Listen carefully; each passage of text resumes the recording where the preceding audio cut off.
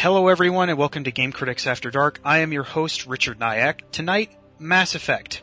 We're going to dish on the now infamous ending to Mass Effect 3, thoughts on the two previous games, and where we think the series stands in gaming history. But before I go any further, I must state that we will be spoiling the entire series, not just Mass Effect 3, but everything related to Mass Effect. So if you do not want to be spoiled, stop listening to this show right now. And now that that's out of the way, let's meet our panelists for the evening, starting with a familiar face, our own Brad Gallaway. How are you, Brad? Doing really well, Richard, and very glad to be here. Excellent. And also joining us for the first time on either of our shows, God, it took me all 30 seconds to get tongue-tied. You're good, dude. You're good. Please welcome the editor-in-chief of rpgamer.com, Michael Cunningham. How are you, Michael?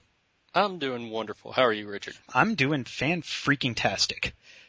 Well, folks, let's get right to it. Mass Effect 3, as you may have heard, exists. It seems like controversy has surrounded this game for the last 12 years. Now, Brad and I have already spoken about Mass Effect 3 to some length on our main podcast. So, Michael, would you care to start us off? What did you think about Mass Effect 3? Oh, not a problem at all. I did review Mass Effect 3 for RP Gamers, so I got it around the same time Brad did, and we chatted a little bit about it during our playthroughs. But I absolutely loved Mass Effect 3 as a whole. I thought it was a fantastic game. I enjoyed it probably more than the first and second game, either of those, but mainly because of the first and second game, having played through both of those and all the experiences that it built up to, and a lot of the set pieces that took place during the middle of the game were absolutely really touching. There were certain moments of it, and I know we can get into the specifics of those just a little later, I'm sure, but there were certain moments in the game that, just had me on edge because I just wanted to see how things played out. I felt like you'd built relationships with these characters that had been going on for years. So seeing how certain things played out, seeing how the characters interacted, there were a few things that, I could easily nitpick as far as the game as a whole, not even touching on some other things that we'll talk about. But as far as the game itself went, I really, really enjoyed Mass Effect 3 as, just on the whole. Brad, what's your take? Pretty similar to what Michael said. I really, just to give people background on my personal preference with the series. The first one I loved. It's one of my favorite games of all time. So no matter what anybody says about the elevators or the Mako, I'm going to love that game just forever and ever. It's going to stay on my top 10 of all time, I'm sure, for the rest of my life. So, I love Mass Effect 1. Mass Effect 2, as I'm sure everybody who comes to Game Critics knows, I was not so much a fan of. I gave it a really low score, or comparatively low, if you want to look at Metacritic. I thought it went in a lot of wrong directions. I thought it made a lot of wrong choices. I think it overreacted to a lot of the criticisms that people had of Mass Effect 1. And although I think that it was good. I don't want to say that it was terrible because it wasn't terrible. But I think that in comparison to Mass Effect 1, it hit so many sour notes for me that I was really disappointed. Because I did feel like it had a lot to live up to, and I couldn't get on board with everything about it.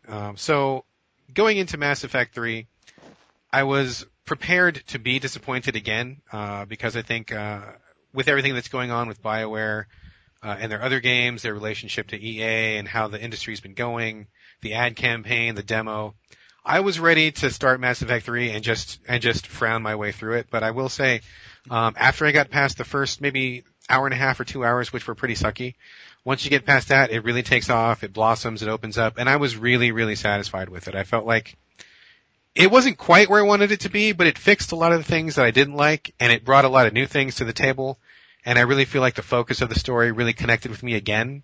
So I felt like it redeemed the series for me. I really finished strong on it, and I had a really positive feeling. So I'm really, really happy that BioWare did not disappoint me, and I can feel free to comfortably love the series once again. It's interesting that you bring up the idea of overreaction in Mass Effect 2 because, as I'll talk about later, I think all three games really kind of grade out equally in my eyes, but for vastly different reasons. Like each sequel, it seems like grossly overcorrected for the flaws of its predecessor. But we can talk about that later. Right now, did you guys know that this game had an ending? Were you aware of that? No, I was wondering, Yeah. Michael. I mean, did you know? Somebody said something about it on the internet. Yeah. I might have seen like a tweet, like one tweet about it at some point. I think maybe. Some minor mentions. Yeah, it was weird. But anyway, in all seriousness, there has been a lot of internet blood spilt over this ending. There are petitions. There are FTC, or there is a FTC complaint. There's just all kinds of just discussion and arguments, and people are punching each other in the face, and it's getting messy. But so before we talk about the ending, I want to talk about an iOS app called The Final Hours of Mass Effect 3. That it shed a little bit of light onto the development process of the game, and one of the things that is talked about is that they left the ending intentionally very vague and kept details out specifically so it would cause, quote, lots of speculation for everyone. Now, I personally wasn't angry with the ending as it is now back when I originally finished the game, but I was very confused. I thought that there's a lot of missing exposition there. And assuming what Final Hours of Mass Effect 3 says is true, the idea that they would intentionally leave content out that would have let that ending make more sense, that does irk me quite a bit, especially since it really fuels the conspiracy theory fire about them leaving it vague just so they can sell DLC for it later. What do you guys think about the ending? If I could jump in really quick, there's a couple things. Okay, so number one, there was always going to be DLC for Mass Effect 3, regardless of what anybody says. I mean, that's just how EA works. That's how BioWare has been working. That was never in question. So, in my mind, regardless of how the ending came out, there was going to be DLC, period. Now, what that DLC will be, we don't know, but I'm saying it's coming anyway. And as far as like the leaving things open, I mean, just putting my cards on the table for a second, I got to the ending and honestly, I liked it. I thought it was fine. I respected the writing team in not wanting to, bullet point every single aspect of the ending because, I mean, seriously, people make jokes about, when you get to the final confrontation and the bad guy takes a half an hour to do this long expository speech about his entire plan and he unveils all of his machinations and stuff. I mean, it's like a stupid trope and it never happens in real life and it's really silly and, I think it's kind of cheesy that people would really want like every single thing spelled out. I mean, I can understand it being clarified to a certain extent, but for me personally anyway, I felt like it was okay. It could have been a little tighter in parts, but I didn't need like a whole spreadsheet of. So, Brad, answers. do you one question I want to ask you? Don't you think that kind of overlong expository speech at the end would be appropriate for something like Mass Effect? Because you've spent this entire series going through reams and reams of dialogue trees. So, wouldn't one of those be appropriate at the ending? No, I don't think so. Because how stupid is that? You get to the end and then all of a sudden like. You get like quote unquote the answer and it all unfolds. You look at the Reapers and their bizarre unknowable history. The whole series has said, we can't fathom the Reapers' motives and even though I don't really think that's true, they kind of put them out there as these kind of Lovecraftian creatures from the dark edges of space. And when you get to the end, I think it's a pretty classic sci-fi move that humans often cannot understand the thinking of aliens. Like sometimes in some of the great sci-fi novels, it's like we just don't understand what they want. We don't understand what their motivations are. We don't understand their culture. And I think that's fine. I think that in a real sci-fi setting, it's pretty unrealistic to have all the answers when things tie up. When you look at the game itself, it's 30 hours of wrap-up, and I'm sure we'll get into that. Every single plot line in the game completely tied up with a ribbon and a bow, which is awesome. That is great to me. But in terms of like the big secret, the big answer, the big question, it's kind of an existential thing for me. For me personally, I thought it was okay to not get all the answers. I think what you're saying, Brad, is kind of leading into a point that I've had, is I don't think people's complaints about the ending are all the same. When you have talked about this, what do you see as people's complaints about the ending? Do you think it's because things weren't cleared up, that there wasn't this big long exposition, that things weren't explained? Is that what you see the complaints are? Because my complaints about the ending are totally different. Right. And you're very right. We should be very clear in saying that there's a lot of different camps who are all equally upset about the ending. So I think there's not just one just giant homogenous body of people who are not happy. I mean, to me it seems like, off the top of my head, there's people who are upset about little holes like the wrong team members being on the ship, or maybe the game not explaining how certain people are on the ship at the end, or there's that contingent of people who are like really educated on the lore of the game, whereas I guess it was apparently established in the that very final DLC that came out in Mass Effect 2, where it said if you detonated a Mass Effect relay, like there was no surviving it, and it was like 100 million nuclear bombs, and the whole corner of the solar system was dead. So people have kind of extrapolated that to say, well, in the ending of Mass Effect 3, when the mass relays blow up, the entire universe is dead, so way to go, Shepard. And to me, that wasn't really established. I mean, I know people want to go that route. And so there's people who say, oh, but Garrus is stranded on this planet. He's going to starve because he's a copper-based life form, and apparently he's on a carbon-based planet, so he's going to starve. And to me, it's like, no, he's not. I mean, you don't know that. How do you know that? You don't know. I mean, they left it open. So there's those. And then I think there's also a contingent of people who say, I didn't understand the ending. I wanted more exposition. I wanted to know who this little ghost was, what's going on. And then there's like a whole other contingent of people who say, this is bullshit.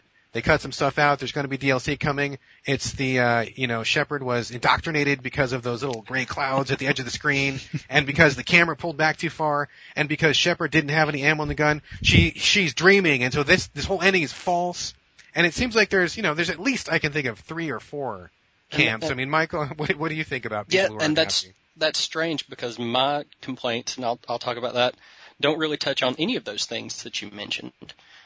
But you're exactly right. There's so many different complaints about the ending, from people talking about when Casey Hudson stated before the game came out that it wasn't just going to be an ABC option, and that it was, more sophisticated, something along those lines. Right. And, you've seen the pictures they put up with his quote and, ABC between these 3, options that you get at the very end. Right. I think that, from what I've heard you all talk about before, that we all seem to enjoy the game itself. I have no problem with Mass Effect as a whole.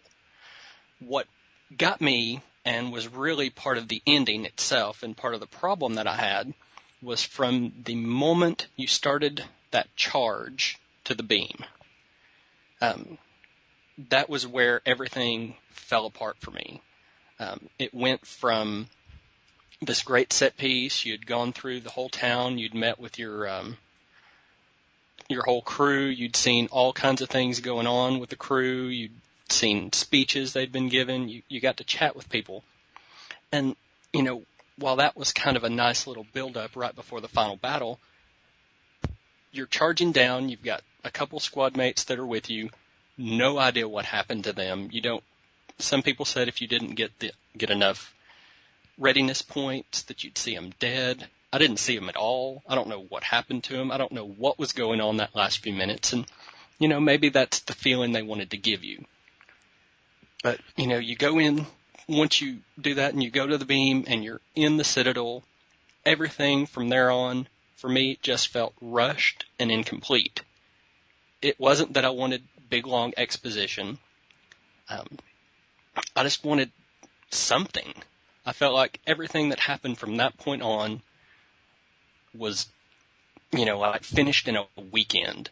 And that's what the behind the scenes app kind of talks about. It seems like it was rushed.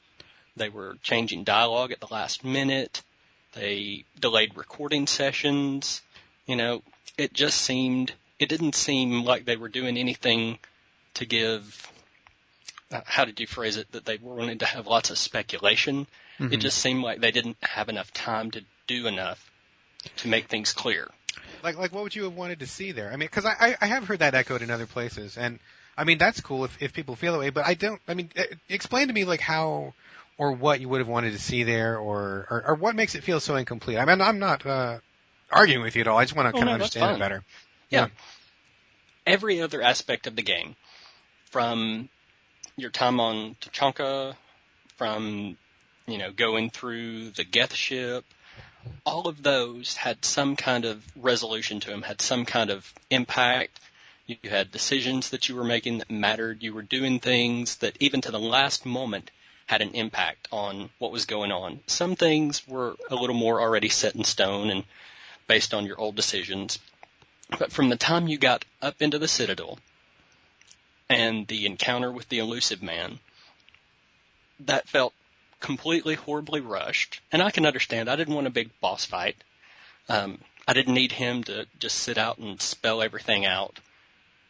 But it just felt, and I played through that section, multiple times just to really see if there was anything that mattered differently, if I had gone more Renegade, if I'd gone more Paragon, just to see if there was any kind of change there. And it just felt hollow and empty. That whole segment did.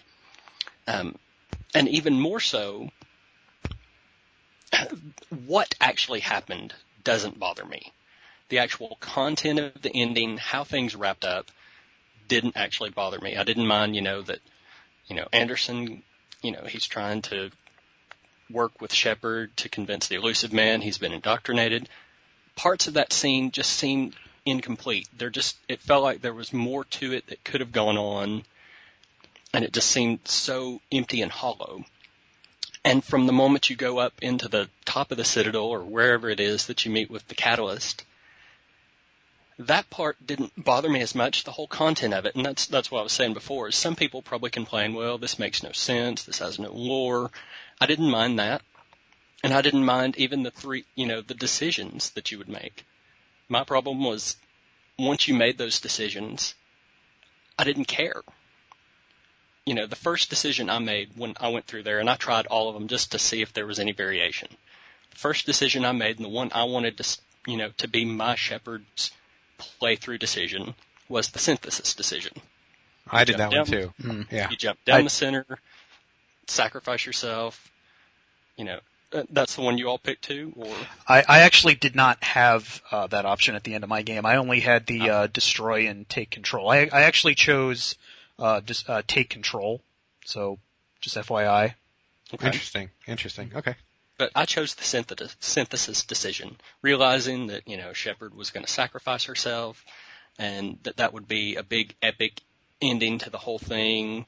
And yeah, I completely knew that what would happen up there, nobody else would be around to see. It's not like they could sing the glory of Shepard from here on out and say, oh, well, once she got up there, she met this catalyst and she jumped through this thing and, caused synthesis. I understand that nobody was going to know what was happening because nobody was there. But the very next thing that you see is people shooting on Earth, the Reapers taking off, the Normandy flying through one of the mass relays, crash landing. It just, it was so sad and pathetic to see. That's the only, I didn't need full resolution. I didn't need to know, well, and then Garrus lived happily ever after. I didn't need that, but just something. Anything would have been helpful. I think you are on to something there, Michael, because my biggest problem with the ending, and like both of you guys, I didn't really have a problem with the content of it. I didn't have a problem with the idea of what the catalyst was. I didn't have a problem with the mass relays needing to be destroyed. But what I think is the central problem with the ending, with a lot of people, at least for me, was confusion. And the reason for that is, I think, is when you are at that point, when you get on that elevator that takes you to where the catalyst is, you are so drained when you are at that point, because it's like you were saying, Michael, it's just such this huge build up to that point, because you had those goodbye scenes, which were heart-wrenching. You had this massive rush toward the beam, and then you get up there, Anderson dies, you get to kill Martin Sheen, or I killed Martin Sheen anyway. I think he kills himself if you don't kill him, but anyway, I killed Martin Sheen, and then right after that, all of these new ideas, like all of these new threads are introduced very quickly, like within the span of 5 to 10 minutes, depending on how fast you do things. And it goes by so fast that I didn't really comprehend what was happening. Like the first time when I finished the game, like I said, I chose the I chose the take control of the Reapers decision because I felt bad for the Geth. I didn't want to just blow them up just because they were synthetic. That didn't seem right to me. So I chose that option, and then after that, it's the cutscene that happens, and then you see the Normandy flying through that explosion, and they crash land on this planet somewhere, and it's just I could not piece that together in my mind. So I wasn't mad. Like I said, I wasn't mad. I enjoyed the game as a whole, but after finishing the game, I think I just sat there still for kind of a few minutes just because I was kind of stunned, to be totally honest with you. I pretty much sat and was like, really? Honestly, thinking about it, if it had ended when Shepard jumped down in that, I guess you didn't see the synthesis ending, but she jumps down. Yeah, I watched a video of it, so I know what it is. But if it had ended at that point, and nothing else had happened, I almost think it would have been better than watching the Normandy fly through the mass relay and crash, and people walk out, and what's going on now? If they had ended it before that and made it more dramatic, even that might have been better. So, yeah, Brad, that's interesting you say that, Michael. I mean, sorry to interrupt you, Richard. Well, I was going to ask you, Brad. I was going to ask you a question. Yeah. That is, when you finished the game, you said you liked the ending immediately when you finished it. Like you were happy with it, correct? Yes, I was. Yes. Okay. Were you able to piece together what had happened? Like, were you able to just connect the dots with everything that happened in that final 5 minutes? Like, were you left stunned or confused at all? Well, I really identified with what you said, Richard, because it's a pretty incredible lead up to get to the beam and the closing. I mean, I think the push through London or whatever it is at the end is really cool. I really liked talking to all your people before you get to go, and this is it, man. Like, this is the end. I mean, you're ready for it, and so it was really physically exhausting. It was really emotionally exhausting, and it was really just this giant buildup. And I do want to make clear that I do think that ending could have been cleaner. It could have been tighter. But I think that what happened in general is that BioWare just put all their chips in and said, you know what, we're going to just go for just raw emotion here. We're going to go for just pure drama. It's going to be sloppy. And clearly, like it was said in that content and like people have said in other places, they didn't have enough time or they didn't devote enough time to really get it airtight the way it should have been. But I think the point was to be drained and to be exhausted. And, I think in real life, when you go to certain things, like when you get married for the first time, or when you go, if you ever perform on stage or something like that, like, a lot of times you don't remember what happens. Like, you go through it and it's so fast and it's so emotional and you're so overwhelmed. And by the time you're done, you're like, what just happened? What, I can't remember what I did, or how did that go? And that's kind of the feeling I took away from this. I felt like it was such a huge thing and it was so overwhelming. And it was such this giant, rapturous closure that it was kind of okay that I felt really tired and exhausted and I didn't really understand all of it because it was so huge. And that seemed, it seemed kind of appropriate to me, like in terms of emotion and tone. So I think that was okay. But I did want to say also that if the game had ended with Shepard jumping into that beam, I think that would have also caused a riot because people would have been like, well, what happened? What happened after that? We didn't get anything. I mean, I think that would have also set the internet on fire, but there's probably no good way to end it. That would have caused a Halo 2 style uproar, which I don't know if you guys remember that, but it basically, when it ends with Master Chief just going to Earth and then it fades to black and that's it. That caused a pretty sizable uproar at that time as well. And so, Brad, just to clarify, the end of Mass Effect 3 was just as exhilarating as your wedding day. It was pretty close, man. Pretty close. Okay, so go ahead. My wife's not going to listen to this podcast, so that's okay. And nobody tell her. If anybody tweets this, you're dead. To kind of go back to what Brad was saying, though, is the emotional impact that you had from so many other points in this game did not match up to the same emotional impact that I felt at the end. I didn't feel any at the end. By the way it was handled, I was like, oh, Shepard sacrificing herself. Okay, this was kind of out of, it just didn't fit the same way as watching in my playthrough, sending Morden up to sacrifice himself. That had way more of an impact on me than the final ending, the way it was handled, the way it was shown. Just watching him go up in that with all the explosions going on around him and, his goodbye to everybody during that. I mean, even still, I can remember that clearly.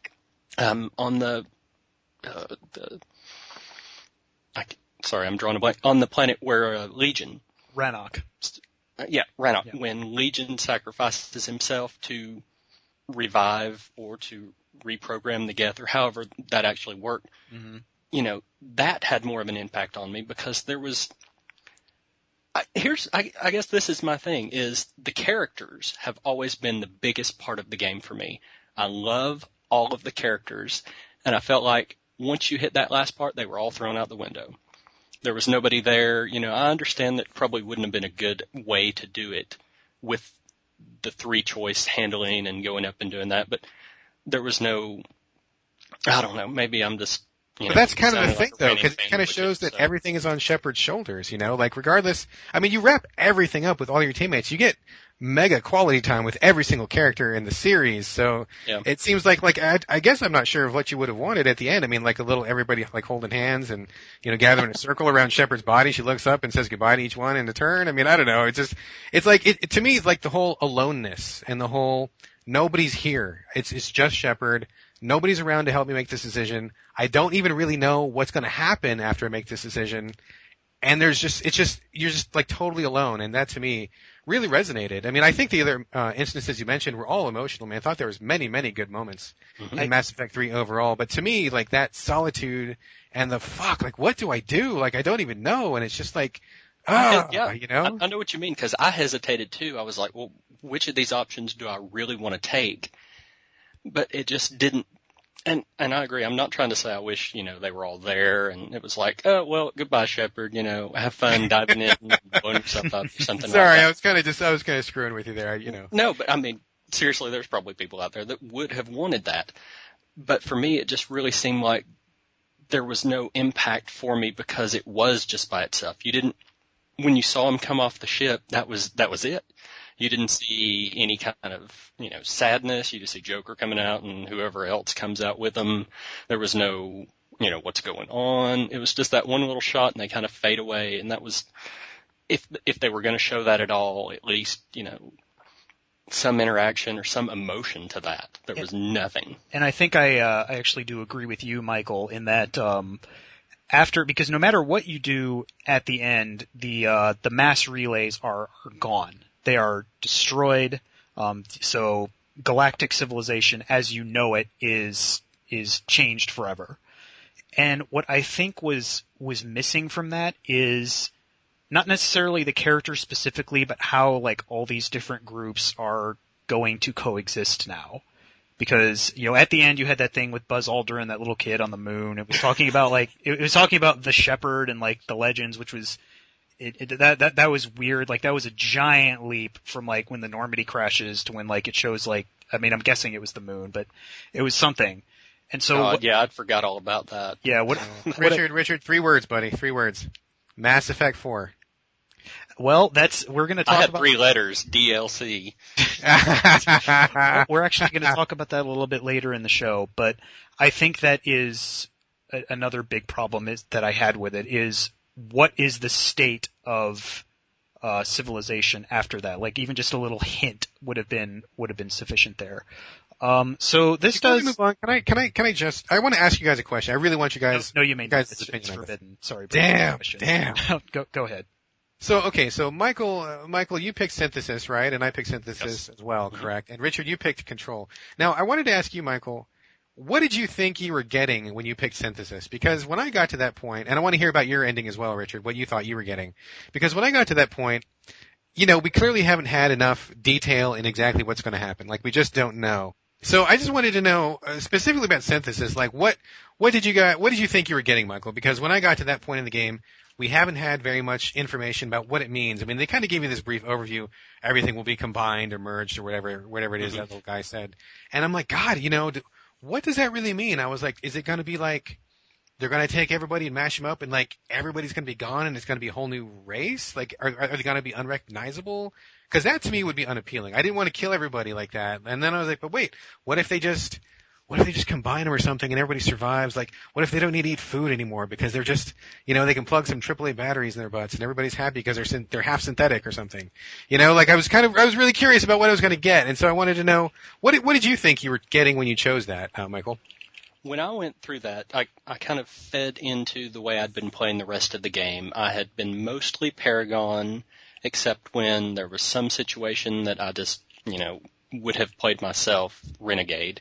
I'd hit those Renegade interrupts quite a few, but for the most part, my Shepherd was a good girl. She was, for the galaxy, doing everything she could. So when it got to that ending, I found out that, okay, I can control, I can destroy, or the synthesis thing sounds kind of interesting. It's like they made it seem like it was an option that would help both sides, that everybody would be happy. And, I really did just sit there for a few minutes going, what in the heck does this mean?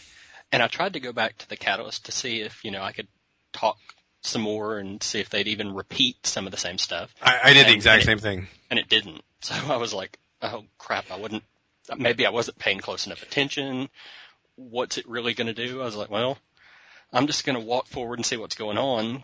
And I walked forward a little ways and I was like, okay, this is the synthesis path. And next thing I know, she starts running. I'm like, yeah, hit the cutscene. I thought the exact same thing. I was like, oh shit, I just wanted to get a closer look and now I'm locked into it. Yep.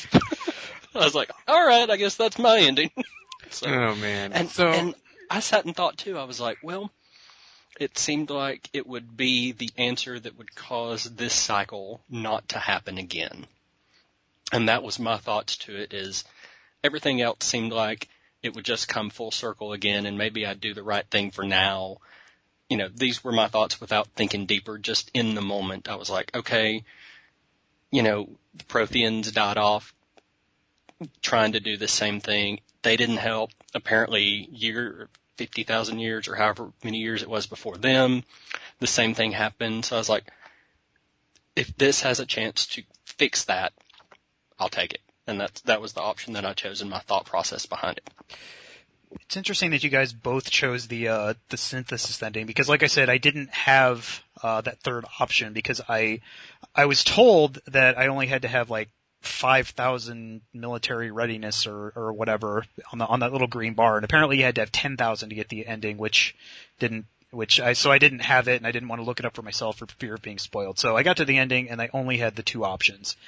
I chose Control primarily because the way I was interpreting it is that Shepard would become the Catalyst. I don't know if that makes sense now, but it made sense to me at my emotionally drained state that I was in at the time. Yeah, and the way they explained it, yeah, was the way really detailed, anyways. Because if I remember correctly, the Star Child says, you will lose everything that you are, and you will just become a machine, more or less. And that I interpreted that as like, you will take my place. You will oversee the cycle from now on. And then the other option was, you will just destroy the Reapers, but you will destroy all synthetics. Which, for one, that doesn't make any sense to me at all. Like, why would what destroy the Reapers destroy the Geth too? Like, I don't get that. And two, I didn't want to destroy the Geth. The Geth were my buddies. Like, I would, cause I loved Legion, so I'm with you. Oh yeah. Cause like the end of Rannoch was the, like where, that big Geth walks over to the Quarian and like, they make peace with each other. That was the best part of the game for me. And I was just like, oh yes, I've wanted to see that for 3 games now. But it's like, oh well, you'll have to destroy the Geth and the Reapers. I'm just like, that makes absolutely no fucking sense. So I'm just going to take control of them instead. So that was my thought process. And there was no, I don't want to do either option. Yeah, there was no just like, cause like I remember, I'm going to sit down and do nothing. Cause like here's what I did after the kid was just like, make your choice. I stood there for a second. I looked at the two things on the side. I looked back at the kid and I started shooting at the kid. And I'm just like, hey, tell me more. I don't understand what the hell's going on here. Tell me more. So, but yeah, and then I did that for like, I think 10 or 15 minutes. And I discovered that gun never actually runs out of bullets, which is weird. But anyway. So any other thoughts on, the ending, or have we made our cases sufficiently? I just want to say one more quick thing. I wanted people to know I was really nail biting before making my choice. I was there for quite a while before I made a choice, and I was really afraid. But when I finally did make the synthesis choice, I was kind of, holding my breath, and I realized that this part isn't good for everybody, but when I saw my characters get out of the ship and they looked like themselves, but you could see like a little bit of like circuitry imprinted on their skin or whatever, I was like, oh, thank God they're still alive. I mean, maybe they're different. Maybe they're, they don't need any more food, or they don't need to breathe anymore or something like that. But at least they're still there. Huh? I didn't see that. I didn't notice that video I watched either. Yeah, there's circuitry imprinted all over their skin and their flesh, so they look like they're themselves, but they have like these mechanical, I guess, little metal threads running through their skin. So I was like, oh, okay, so that's what synthesis meant. And that's another part too. It was so brief that I didn't even, get a chance to notice that or pay attention. Oh, interesting. Well, anyway, as soon as I saw that, I breathed this huge sigh of relief, and I was like, okay, I'm good, I'm fine. Because if everybody had been killed, I would have been pretty disappointed with that, but it worked out. Yeah, it's like, take the synthesis ending, everybody will be joined, it'll be fine, and then next thing you know, your whole crew and everybody on Earth's dead, and you're like, oh, gotcha. Right? Well, folks, we need to take a quick break. Stick around. We're going to have more Mass Effect goodness when we come back.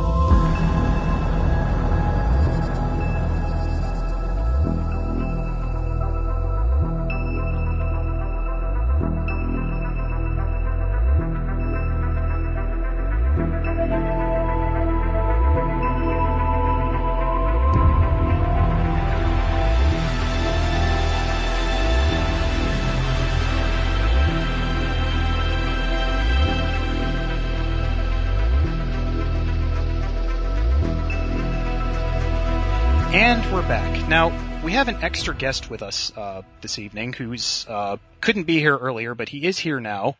I'd like to introduce the sweet, pleasing... No. I'd like to introduce our former host... Tim, I can't introduce you. It feels cosmically wrong somehow for me to do that. Tim Spaeth is here, so I don't know. Hello and welcome to the Game Critics. I don't know how else to start talking. I'm not used to this at all. It's very uncomfortable for me. But Richard, you did a fine job there, Thank and you. I'm thrilled to be here. Thank you so much for indulging my first Brett Favre unretiring moment. Yes, and hopefully we will have many more of those in the future. So, Tim, I want to ask you the questions I've already asked our other two panelists this evening. First, what did you think of Mass Effect 3? Well, first, Richard, let me say thank goodness someone is talking about Mass Effect 3 on the internet, because there's such a void of discussion out there. I've already made this joke, Tim. I learned from the best. I already made this joke. I would be surprised if my answer to that question is much different than anyone else's, and I will say that apart from the first couple hours and the last 15 minutes, I think Mass Effect 3 is by leaps and bounds the best Mass Effect game. Yes. Okay. So what about the ending in particular? You mentioned those last 15 minutes. My take on the ending, and I'll give you my interpretation and why it bothered me to a degree. My feeling was, as my Shepard leapt into the green beam of synthesis, that was the ending I chose, that essentially the galaxy needed to be rebooted.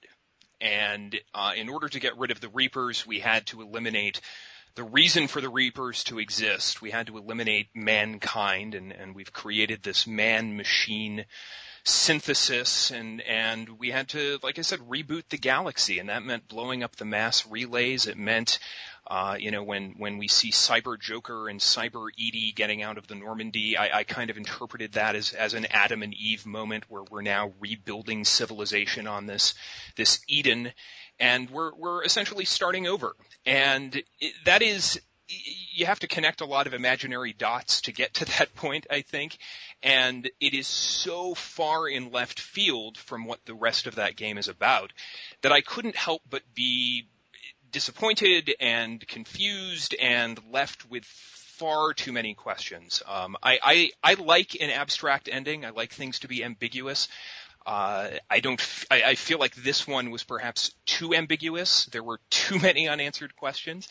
But in the end, it didn't bother me at all because the 35 hours that preceded it were everything I wanted that game to be. I mean, Mass Effect to me is about my Shepard. It's about the choices I make and the relationships with my characters and my crewmates and all that resolution that I was hoping would be in that game, all of the payoff that we've been building up to for 3 games was there. So I really didn't care that the last 10 minutes were just kind of this goofy, off-the-wall ending that left me fairly unsatisfied. I don't even think about it because everything else was so glorious. Interesting. Either of you guys want to respond to him in any way? Yeah, I will say one thing onto that is I agree completely. I've already said my point that I hated the ending and thought it was a complete and total mess. But it didn't ruin any of the rest of the game for me. I still think it was a fantastic game, fantastic experience. And having, in the break, gone back and watched the synthesis ending again, it's the first time that I realized that, okay, Joker really is part, cyborg now. I still didn't see it the first time. Maybe I thought it was bad lighting or horrible graphics effects at the time. And I realized the reason I made that synthesis ending was to just allow Joker and Edie to be together. It's very touching, Michael. That was romantic. It is. I'm a sweetheart. Got a little weepy right there for a second, Guy. Okay, so Brad, did you have anything you wanted to add to that? No, I mean I hear what Tim's saying, I'm with that too. I think everything you said makes sense, and I'm down. Okay, so brings me to the final question of this first segment is. There has been, like I said at the beginning of the show, there has been copious amounts of internet blood already spilled over this ending. There are petitions, there are protests.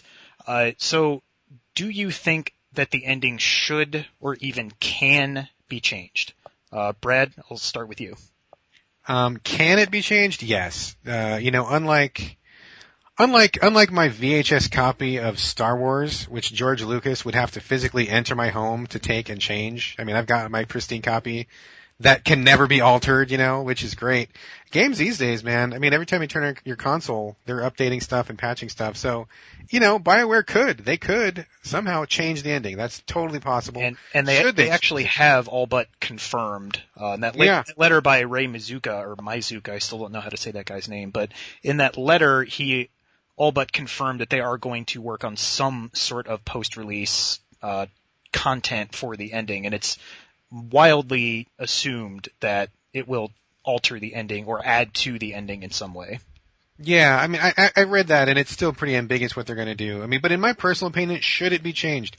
I think that if they want to just tweak a few things and just clarify things, I mean, I know a lot of people were flipping out about how did these characters get on the ship. It seems like there's a little bit of a gap there, a little bit of sloppiness. Like that kind of stuff should be tightened up so that there's no weird, how did this happen? Because that didn't make sense. But in terms of like the actual content of the ending, I'd be fine with it staying the same. I mean, I really wouldn't be bothered because, kind of like what Tim said, that game went above and beyond giving me everything that I wanted, everywhere else. And I'm just fine with it. Like is it perfect? No. Does it bother me? No. So I'm fine with it. Okay. And, Michael? As far as the ending goes, the one thing that keeps coming back to my mind is even before this uproar, what were they going to do for DLC? You know that they have stuff planned. You know there's going to be something. Even before all this craziness happened, you've got to wonder what they were thinking about as far as DLC. Because could they really go back and do post or pre-ending DLC and just say, just replay it again and you can find a new character or do different things and go back and do that? It almost seems like they had something in mind already for a post-ending edition. Mm-hmm. But as far as the ending itself goes, I don't think it the content of it should be changed at all. I would be totally fine if they were to add something to that ending segment that was more of a, just more, when the ship's flying down the mass relay, show Joker, don't just pan away once him and Edie hug or, whoever's in the ship with him comes out. You just barely see some of the other characters walking out there to even know they're alive. Mm-hmm. Show something. And then there's the ending. But what? No, but what? I want to know what, because you keep saying something. So just spitball. Like, what would you want to see? Like, how long would you want it to go on, just out of curiosity? All right, here's the thing. Right at the Bioware's at your door, they're like, dude, Michael, here's a blank legal pad. Go to it, buddy. What's the ending going to be? Now, I've got some notes that I'm going to pull out. I've been taking since I've done this. So the things I would like to have seen was, just show some close-ups. Show me, you just show this little door opening and people coming up there, or maybe lead more into it. Show them on the ship, show them getting on the ship like you talked about, show something else going on Earth. And then you've got to think, too, they touched on one ending where it looks like Shepard's actually alive in one of the, I can't remember if it's the Control or the other ending. Destroy ending. The Destroy ending, okay. They show Shepard, under a pile of rubble, but moving. And that's the thing is, I don't think it needs to change, but if they were to add a little more depth, this is a totally different game, but Final Fantasy VI, did you all play that? Yes, I did. Okay. The ending of that game didn't add anything to the content. It didn't, have a bunch of revelations going on, but it showed, the characters, it showed what was going on with them. If they didn't make it, if you didn't find them in that world, you saw they weren't there. There was something. So you want the traditional JRPG ending is kind of what it sounds like. That would have been fun. Something like that showed a little more. The traditional JRPG ending would be something where, Shepard's alive and it's like, oh yeah, I came back to life after all this and here I'm going to high five everybody and, all that crap. But just something.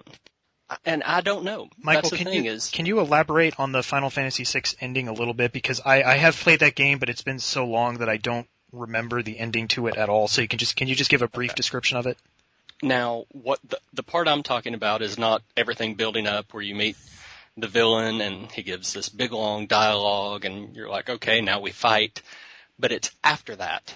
You see everybody escaping. You see people leaving the area. You kind of see what happens to those people afterwards. And that's the thing I guess I would like to see, and maybe it'll happen in DLC, is what happened to everybody else. I want to know what happened to the other people after the fact. We see Joker that's kind of become cyborgish or whatever. Show me at least, I don't have to hear them. Show me something of what happened to all the characters that I did save, that were still around, that still had a part to play. Did the people run into the beam? Did they die? Did they not die? I want to know that. Okay. That's what I wanted to know. So I was going to throw straight to you, Tim, so go ahead. Yeah, I guess here's, in regards to what the original intent of the DLC was, at the end of the game, after you have that clip where Buzz Aldrin does the voiceover with the kid, and the kid says, tell me more about the legend of the Shepherd. I don't know if he calls him the Shepherd, but he does call him the Shepherd. Yep, the Shepherd. And then it cuts back to the Normandy with Shepard on it, and I think the intent for the original intent of the DLC was, here are some more of Shepard's adventures that you never got to participate in. So I think it was all intended to take place before the end of the game and the destruction of the Citadel.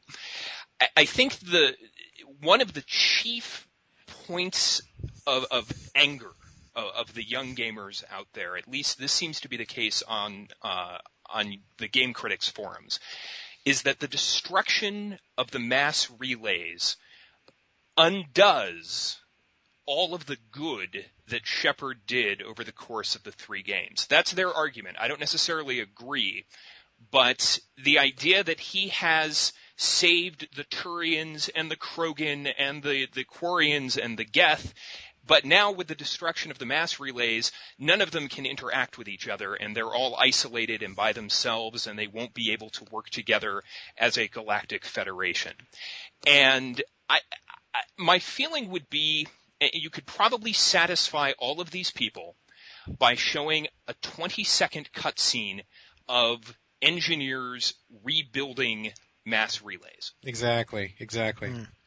Or at least a 20-second cutscene of the various races communicating with each other. Because even without the relays, they still have those holocom things. I mean, I'm sure they could talk to Admiral Hackett afterwards, and Hackett could be like, hack it out every single time. So I'm sure that they could fit like 10 more of those in there. So totally. It's really bizarre to me that so many people immediately jump to like the most negative possible interpretation. You know, like people saying that everybody in the universe died because the mass relays blew up, that nobody can ever travel again, that, you know, Garrus is going to starve in the jungle. It's like, dude, why are you guys getting so negative? It's like, I mean, seriously, technology still exists. There's engineers still alive. People can still build things. I mean, like, you know, we can fix this. Why is it so fatalistic? It's so weird to me that so many people went that direction. And correct me if I'm wrong, but most spaceships are in the Mass Effect universe are capable of light speed travel, aren't they? I'm not that deep into the lore. I can't answer that. Okay. To me, it does. I don't know. And I mean, does it matter? They can just retcon anything. I mean, who cares? It's fiction, you know? Well, because I was going to say is like they do still have some limited aspect of space travel. They just can't go as far. Like there probably just won't be a Citadel council. Yeah. Anymore. I mean, but I think my whole point is like, this is not real. It's a video game, and there's going to be like a resolution, and if the developers and EA wants this to continue, in the next game there's going to be like the world, you know, the universe's most brilliant engineer who's saying, oh my god, hey look, I just reinvented even better mass relays. Hey look, I just got this food synthesizer for Garrus, and he survived. I mean, who cares? Like, you don't know, and anything that happens in this game can totally be worked around in the next game. I mean, there's like, you know, battalions of fanfic people who could easily write their way around this stuff. And yet people are going on like it's the end of like their lives, and it's like, dude, what are you guys talking about? Seriously. Let me just warn you, Brad, by saying the phrase, "This is not real. It's a video game." Yeah, I know, right? I stepped in it, right? You're a dead man. Just be aware of that. I was going to say you don't say that to the fan fiction writers. It's just it's not proper to do that. Well, somebody's got to bring some perspective to this, man. I mean, regardless of what our feelings are, I think in general it's pretty safe to say this whole Mass Effect 3 ending debacle has just gotten like so bizarrely and disproportionately out of control. It's a little ridiculous. Little bit ridiculous. Mm-hmm. I agree. Can I want to comment on something Michael mentioned. No, you may not. It's not. Please. Not being able to. Okay. Go ahead. I'm not used to not having any control. All right, Please. go ahead. The idea that we want to see what happened to everyone else is interesting to me. To have that sort of Fallout 3 type montage where we go from, you know, city to city or planet to planet.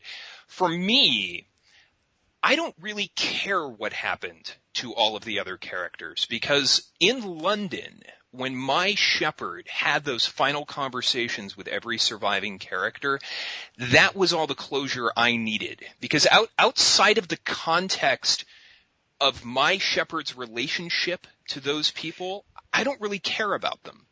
And I got that finality through those conversations. And I don't know if any of you made Sweet Love to Liara, but you have that final moment with Liara where you're like frozen in time, and I don't know if she's like taking an image of you for her time capsule, or if you're like impregnating her in that moment or whatever. But like that was a beautiful moment that neatly capsulized my relationship with her. And I just feel like anything else, like Liara finds my body, you know, floating on an asteroid or somewhere, would just cheapen that, don't you think? I do, and I think that what does cheapen that is what little they do show of them at the very end. And I mentioned this before, if they had just cut it off and not even shown them getting out of the ship, leave that, you know, big unknown. You're leaving a bunch of unknowns anyways. If they'd have shown that, you know, maybe even that would have been different. Who knows? Like Brad said, it would have probably caused even more outrage, or different kind of outrage. Different outrage at least, but yeah. But when they showed them, and they showed them getting out of the ship, and you just barely see Liara or somebody walk out of the ship at that point. It's like, so what? At that point, that's the biggest thing is I just didn't care. Yeah. You're right. I didn't care anymore. My feeling is Shepard's dead. The story's over. It's done. I don't know. And anyway. I think that is correct, Tim, because mine, at the end of my game, my romantic interest was Garrus, and the scene that you get with him at the end is just so pitch perfect for both his character and how I was playing my Shepard at the time. It felt like it was the finality I wanted regarding his character, and I think, like you said, Garrus finding Shepard's body in the rubble of the Citadel or something would cheapen that quite a bit. Did you make love to Garrus? You do. Tell me about that. It's actually, well, there are numerous videos on YouTube where you can watch the scenes yourself, but it's interesting that the alien characters, or at least like the non-Liara alien characters, are the love scenes where you actually see the least. Because you see them like hugging or kissing, and then it fades to black after that. You don't see any of the actual act. It was Thane for me, so yeah, that was weird. So really the sex scenes in Mass Effect, and really in all BioWare games, have never really been. They've always just been kind of awkward to me. Like, it's just you do all this stuff, and then it's like your reward for it is seeing two character models rubbing together awkwardly. It's never worked for me at all. But you still want it. Yes, I do. Any of you guys get together with a trainer in the shower? Yes, I did not. I felt dirty after that. I totally turned off my console and rebooted. I couldn't go ahead with that. Did you was your Shepard in full uniform when she got into the shower? Yes. Because that was hilarious. That was the weirdest thing ever. Yeah, that was bizarre. It's super bizarre. Yeah. That makes it sexier, doesn't it? No, that makes it. I don't know what that makes it, but it's not good. I don't mean to take us off track, but I do want to talk about sexual relationships and lovemaking for just a moment. Because in Mass Effect 1 and 2, I played the male Shepard. It sounds like you guys all played Lady Shepard. Mm-hmm. But my goal was to make love to as many characters as possible and to just be as amorous as I can possibly be.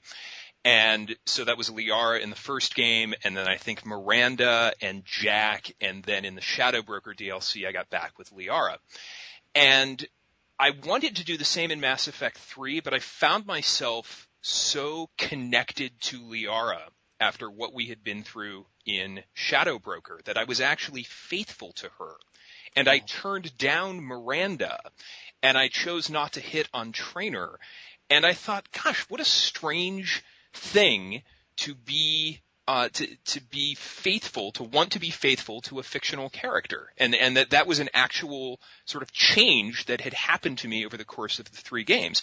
Same thing happened to me as a Renegade. I played hardcore Renegade through 1 and 2, but knowing that I was going to say goodbye to these characters in 3, I found myself not able to say negative things to them because I knew I'd never see them again, and I just couldn't do it. And so I found myself shifting back to Paragon. And I think that just speaks to the power of the writing or the scenarios, or I don't know what it is, but it just impressed me to no end. Interesting. Well, folks, we are going to take another short break. We'll be back.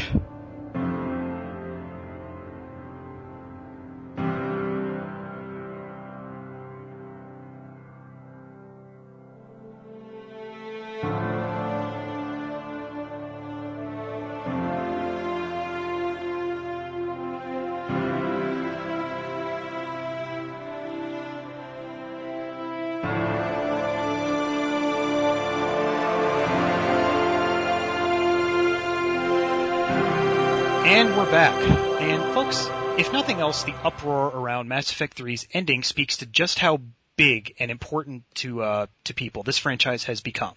So my next question for each of you is, what are your thoughts on Mass Effect as a whole? What are your thoughts on the Mass Effect franchise? Do you feel that it's lived up to its potential? Will you look back on it fondly? Brad, what do you think? Well, I do want to give BioWare props for undertaking something which has essentially never been attempted before, as far as I know. I mean, the way that the decisions from one game carry into the next, and the way that the story threads all go together, and how the entire thing was, basically conceived as a multi-part epic from the start. I mean, that's a pretty major thing. I mean, as gamers, we think it's a big thing, but I think from the development side, and granted I'm not a developer, but I can only suspect that it must have been a pretty brave, pretty scary, pretty, oh my god, what the hell are we doing kind of venture. So I want to give BioWare just major props for even undertaking it, at all.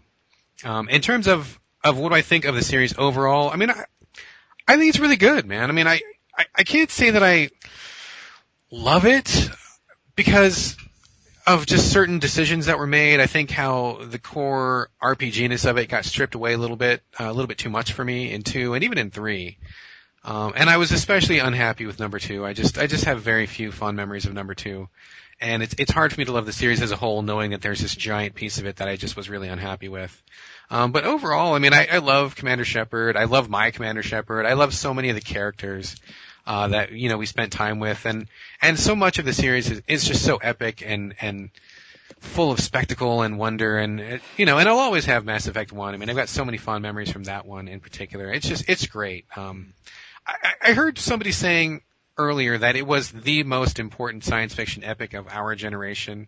I'm not exactly who they meant by our generation, but I do want to say, I don't think that's true. I don't think that BioWare has gotten to that point, because no matter how much gamers love Mass Effect, there's a really, really large number of people in popular culture who have never heard of it, who don't know what it's about. And it's not like a Star Wars or something like that. It's not even like a Lord of the Rings. So I think it's smaller in scope and smaller in reach, but within gaming circles, I do think it's left a giant footprint that will not be eclipsed anytime soon. Brad, I want to ask you about something you just said. You said that the quote core RPG-ness was stripped away in the second and third games. Can you elaborate on that? Like, what was stripped away? Well, I think getting technical just for a second, I think a lot of the inventory and a lot of the skills, I felt like it never got as good as it was for me in the first one. And I don't mean the inventory, the actual inventory management system, because that was kind of a mess in the first game. But I felt like it was really stripped away in number 2. There was too many elements that were gone. It just wasn't as satisfying to tinker with your team's gear. I felt like I had less control over, I mean, it sounds kind of silly about what they wore and what guns they had and what their specific powers were, but it didn't feel as deep or as nuanced to me. And even though it was better in 3, it didn't feel quite as good.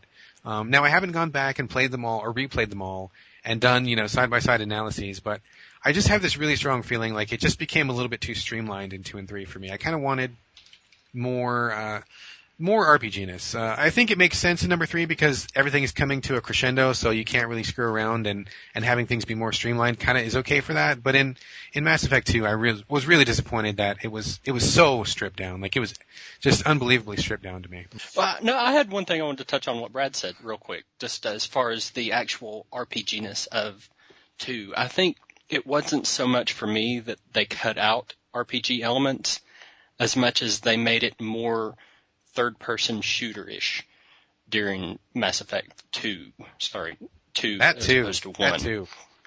And, I didn't mind the actual gameplay aspects of it, but some of the changes they made to make that happen were kind of a problem. Corridors, all that stuff. There just wasn't enough to that. So I didn't want more RPG elements because I really don't remember a lot of the RPG elements from 1. So, I haven't been on your podcast before, and I haven't really shared my experience with Mass Effect, but Mass Effect 1 was a game that I tried playing before I was really into Western RPGs. And the very first attempt I took at it, I went through part of the first mission and just bailed. I had no interest in it whatsoever, hadn't really played a lot of Western RPGs at all, but wasn't interested at all the first time I attempted it. Fallout 3 kind of got me into Western RPGs. I was a little more open-minded. I know it's kind of a totally different experience, but I did go back, try it again. Still didn't really like the actual gameplay of Mass Effect 1 whatsoever. It just felt clunky. It felt awkward, but I loved every other aspect of it. I loved the characters. I loved the decision-making. I fell in love with Commander Shepard, the decisions I was making. And like Brad mentioned earlier, I even like the elevators because the conversations that went on there were fantastic. Always been my favorite part of BioWare games is the conversations that the characters have. That kind of interaction's always been my favorite. So, and that's something that I really think they nailed in Mass Effect 3, much more so than in the previous 2 games, because the inter-NPC banter that occurs is highly entertaining. And I would almost say it was the exact opposite for me. I thought one did it so much better than the others. Really? Because other than the actual epic scenes where you would see hardcore interaction, just the casual banter that would go back and forth, just I didn't feel it. I didn't see it there. And that brings up another point on 3. I'll kind of nitpick on that in a minute. But I got through Mass Effect 1 finally and enjoyed that. I really liked how it ended up, and the ending felt really epic, and I was getting into it by the end. So when 2 came out, I was like, okay, I'll give this a shot, and I had a much better time playing it, even if I didn't care much for the whole corridor style. I didn't feel like I was struggling as much to enjoy the actual aspects of the gameplay. But it kind of went off course because it gave me something I love in RPGs. It gave me a ton of characters. I love characters in role-playing games. My favorite aspect of them whatsoever. But it let me down because it didn't really do much with them. You know, you'd get them, you'd get their intro mission, you'd go on a loyalty mission. They wouldn't really do a whole lot of interaction. Kind of like you said, Richard, in part 2, they didn't do a whole lot of interaction and a lot of banter back and forth, I didn't think. And I think that was because they had so many characters to work with, they couldn't really focus on it. So, you know, there were things about 2 that kind of were off-putting. You know, the story there was just kind of real narrow and not as focused or tight. So when I was playing 3, I loved all the character interaction that came in, like I mentioned earlier. But the one thing that I did kind of find that kind of nitpicked on 3 was the whole Reapers on Earth thing at the very beginning was stupid. I mean, that was the most ridiculous part of it. Yeah. To start that game off with Shepard having been, you know, like sequestered on Earth or whatever. You know, oh, the Reapers are coming, No, they're not. You know, everything blows up. Oh, yeah, the Reapers are here. So, and on top, I always thought it was strange that they chose that for the demo. Like, they chose that opening level. Like, it seems like if they had done the stuff on Mars, it would have been a lot better. Yeah, and just the whole fact that the Reapers are there, and you're like, oh, well, they're here. They're going to destroy Earth. These things are enough, you know, they're big enough, they're mean enough to destroy this whole area, but I'm going to go gallivanting across the galaxy. Of course, that's the best part of the game, so I wasn't going to complain to do all that stuff. Just the whole setup for it seemed ridiculous. Oh, I totally agree. That was the exact same problem I had with Red Dead Redemption. It's like your wife and kid are supposed to be kidnapped and they're, you know, being held in enemy hands, and you got to hurry up and get back to them. But wait, I'm going to go rope some cattle. I'm going to go skin some beavers. I'm going to, hey, what's that over there? I'm going to check out that cave over there. Oh, yeah, I'm going to do this bullshit. It totally kills the impetus. I massively agree with you, Michael. Everything you just said. Down the line. And I loved all the things that I was having to do. And, you know, I was going out, oh, the Reapers aren't on our planet yet, but could you go save so-and-so? And, you know, could you go cure the genophage? And can you go stop these ships? You know, I understand having to do all of that stuff. But the whole setup of, oh, by the way, Earth's being destroyed during all of this, and that's the whole point of you going out to do this, is to come back and eventually save Earth. That kind of seemed, you know, kind of ridiculous as far as a setup goes. But I could forgive it because I enjoyed all the other things that came in. The one thing that I do have that I really didn't like about 3 as much was the lack of squad mates. I felt like every squad mate that you got in 2 that was new was, you know, they were gone. They were just story aspects of it. You didn't get to bring them back in for anything. You had a couple people. You only had 2 really kind of new squad mates, if you don't count the DLC, which I didn't get from Ashes, so I didn't have the Prothean with me. And, you know, I feel like I missed out on that, and that's another complaint I had was, you know, that DLC, the way it was handled. It's interesting that you say the lack of squad mates is a problem, because I actually thought that was a strength coming from 2 to 3. And Tim, I think you felt the same way, didn't you? Yeah, I did. I mean, when you have that many people, it's as you had in 2, and I don't remember what it ended up being, like 11. It was counting the DLC characters, it was 12. But just base characters, it was 10. Yeah. Okay. And the thing with that is there are only so many dialogue combinations that you can realistically write during the development of a game. So if you cut the roster in half, theoretically, and I'm doing some very simplistic, math here, you can write twice as many dialogue combinations with half as many characters. And I found the character interaction in 3 to be much richer. I didn't really care that I had fewer, combinations of character types to work with. I was just happy to have more in-depth conversations among the characters I had to choose from. I guess my problem was the characters that I was given. Only a few of them that I really care about or want to know. I could have typically left James. He added nothing to the story for me whatsoever. I would have gladly taken anybody from the cast of 2 instead of him. Edie, I didn't think added anything new because she had always kind of been there anyways, so it wasn't really any kind of new content she was giving. So I guess I didn't want new characters, but the ones I was given, I ended up just pretty much going with Garrus, Liara, and Tali over and over again. And sometimes I'd toss Caden in, and that was about it. Those are the only ones that when I did take the others in, I was like, what a waste. I would have liked to seen how other people dealt with it. That's hilarious because my team was Edie and James for the entire game. Just the new people, yeah. And I didn't want the whole cast again, and I understand exactly. It probably was being able to write more dialogue, and you didn't have to code for Connect. I think that was something that actually probably hindered it as well, as having to code all the voice commands and make sure that it worked for, all the characters they added in too. And it's still a shame, I still miss having Rex, and I know he could have died in the first game, so it was kind of hard to code for an optional character, but I still miss Rex. It's one thing, and this is a side note, but one thing that's kind of weird, in the default game for Mass Effect 2, if you don't import a save, Rex is dead.